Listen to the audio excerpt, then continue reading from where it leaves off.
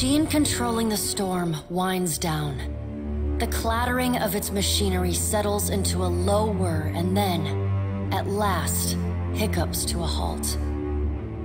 Beyond the tower, the black, roiling clouds of Ondra's mortar roll away from the ancient city of Ukaizo, with only a tired sigh of wind to see them off. And on that last breath of wind comes to you a familiar sound. The ring of a bell. The bell's ringing is soft, not the clangor and torrent you've grown used to. It calls to your soul, and your soul yearns to follow it. Your soul flees from your body and into the beyond, chasing that sound. It leads you at last to Bareth's realm, to that cold platform and room of endless doors. Watcher, your journey nears its conclusion. The pallid night stands before you, her gaunt face impassive. You rush headlong toward the end. Do you ever pause to consider where it is you are headed? Soon you will confront Zarathos for what will likely be the final time, and you will do so as the Herald of Bareth, the only creature on the face of Eora to whom he will listen. Remember that. The pallid night inclines her head to you, black hair hanging lank in her face. She steps back and cedes the floor to Helia with a small, resigned sigh. If Zarathos truly intends to go through with his mad plan to destroy the Wheel, a generation's worth of souls will be trapped in the in-between. So many would suffer. How can Zarathos be so cruel? He cannot just abandon them. Zarathos must help the Kith find a quick solution. Abaddon strides forward. Zarathos thrust this crisis on the Kith. They did not bring it upon themselves. Their only mistake was entrusting us to watch over them. Who will help them rebuild their world now? Zarathos will reveal every secret of the gods. Will Kith be able to change the established order if they have no wonder to inspire them? Zarathos must help them resolve this quickly, lest every one of Eora's few remaining mysteries be laid plain.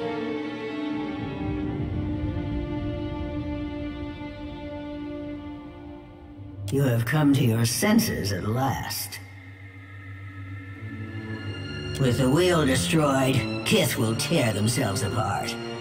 It is the gods' duty to prevent that happening, lest they doom us all. And as Kith must be ruled, so too must the gods.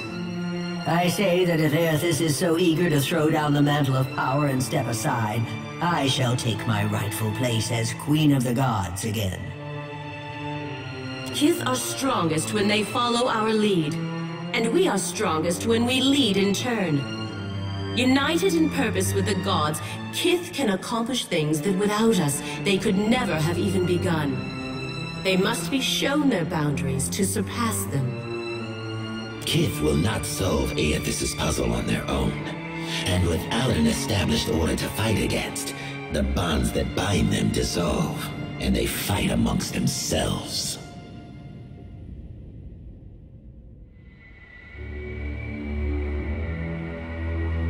You underestimate your kind, Watcher. Boudica's firm hand is but the motherly smothering of Helia by another name. Mortals should have no special advantages. Only once Kith have striven to improve themselves through trial will they truly know their measure. Kith must suffer to find their strength if they are to survive the world into which Zarathos drags them. Our intervention in your struggle would be a cruelty and counter to our purpose. He lets his words hang in the air for a moment. Gaze level with your own. Indeed. Kith must discover for themselves what it is they are worth, and of what it is they are capable. What we do for them, they do not learn for themselves. Trial breeds ingenuity. If our work of generations was not in vain, Kith will succeed in spite of Aethys' actions. I have faith in Kith's ability to meet Aethys' challenge. Do not mistake my words for indifference, Watcher. They are born from a fierce belief in your potential, not a refutation of it. You see clearly at last. Margaret is blinded by her affection for mortals. She does not see that entropy is the destiny of all things. If Aethys were wise, he would destroy everything. End life, end reincarnation, end death. Kith have had their chance. It is time to let silence reign. As Rimmergon's words fade, the Pallid Knight returns. She no longer towers over you, a giant even among the gods, but meets you at your height. She lets the arms crossed over her chest fall to her sides. She speaks to you openly, plainly, an expression almost like tenderness, turning up the corners of her lips. Well, Watcher, you know where we stand. What do you believe?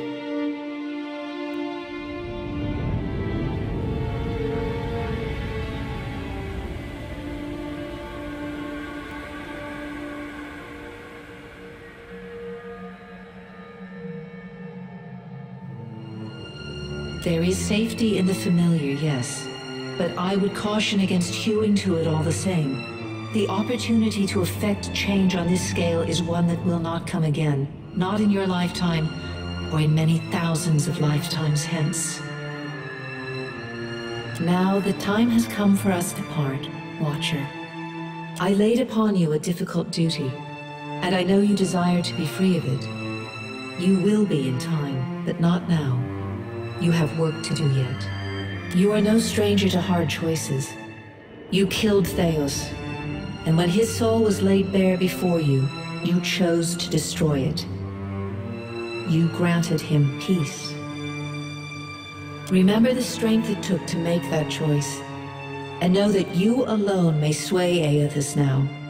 When you stand before him, choose your words carefully. The gods depart one by one in brooding silence.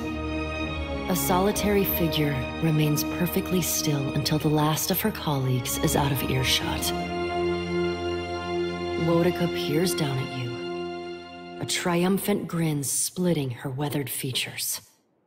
Bareth is a fool if she thinks I'll let her enjoy the last word. You were trusted with a heavy responsibility, Watcher, speaking for mortals and representing their interests in the future to come. It reminded me why I never depend on the judgment of others. Never did I imagine the Deadfire, Ukaiza, and our greatest achievements falling into the hands of pirates. Bronte clings to power, but the Principi barely tolerate their centralized leadership. His devious reign cannot last. This is a stinging indictment of the trading companies in the Hawana, who couldn't even protect the Deadfire's most valued asset from a fleet of drunken simpletons. And yet, they have earned your confidence in a gamble that could decide the fate of all mortals. Why is that?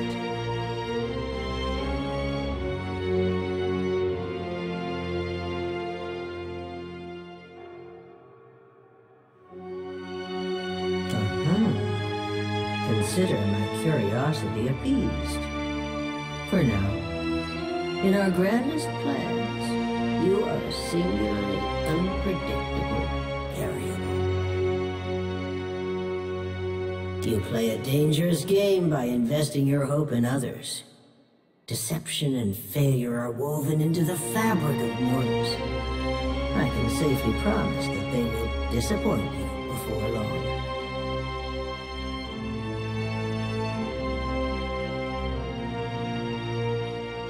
Encouragement is not in my portfolio. You come to me for justice, vengeance, and harsh reality.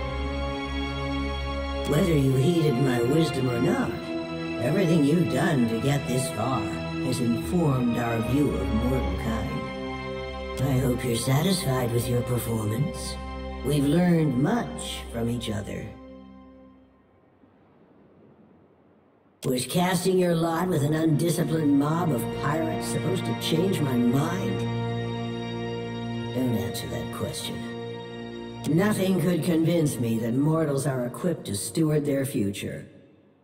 Your efforts to prove me wrong were admirable, and my detractors will likely use your example to oppose my rule.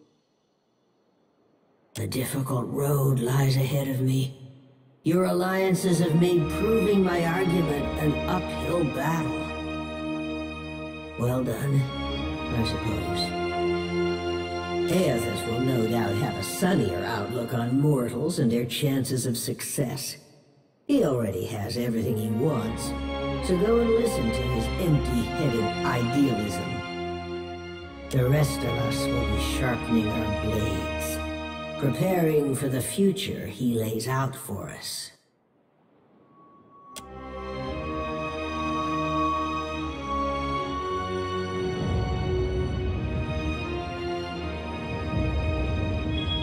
Do not touch the machine again, I say. The delicate fish can only take so much. Gods and darnation. My head.